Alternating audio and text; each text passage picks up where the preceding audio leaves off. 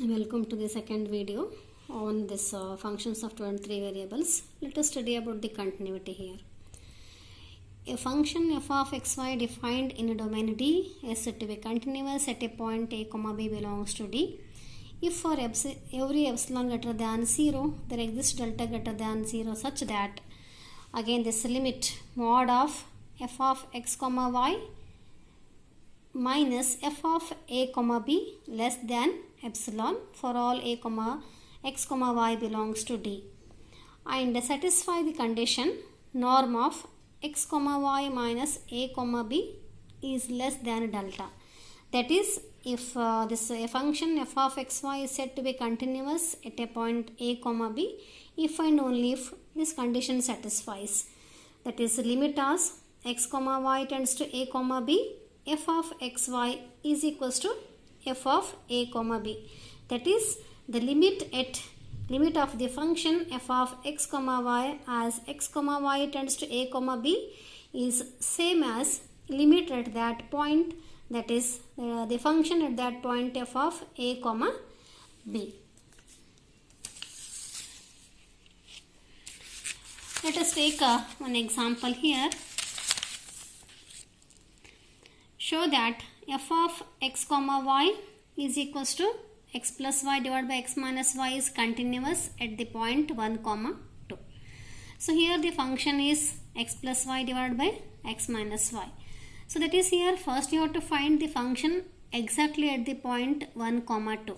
That is, put x equals to 1 and y equals to 2 in this function. Then it becomes f of 1 comma 2 is equals to 1 plus 2 divided by 1 minus 2, and it is equals to minus, that is 1 plus 2 is 3 divided by minus 1 is minus 3. Take this one as equation number 1. And according to the definition of a continuity of a function, you have to check the limit of the function at x comma y. That is, limit as x comma y tends to 1 comma 2 or limit as x tends to 1 y tends to 2 f of xy, that is x plus y divided by x minus y. Here you have to substitute the limit x equals to 1 and y equals to 2. Then it becomes 1 plus 2 divided by 1 minus 2 is equals to minus 3. That is, it is nothing but limit as x comma y tends to 1 comma 2 f of x y is equals to, here from these two equations, this is also minus 3, equation 1 and equation 2 is also minus 3. So therefore we can say that here it is equals to f of 1 comma 2. So therefore we can say that here, according to the definition of a continuity of a function, this function is continuous at the point 1 comma 2. Let us take one more example. Examine the continuity of f of xy is equals to xy square divided by x square plus y square if x comma y is not equals to 0 and its value is 0 if x comma y is equals to 0 comma 0. You have to verify the continuity of this function at the point 0 comma 0. So first again we have to take here the function f of xy. So f of xy is 0 if x equal to 0 and y equals to 0. That is, here f of 0 comma 0 is equals to 0. It is given here, second condition. So this is first one, that is first equation. Then to find the limit of this function f of xy is equals to xy square divided by x square plus y square at the point as x comma y tends to 0 comma 0. So you have to, here again it is in the quotient form as you have studied in previous case, in case of continuity of this limit of a function.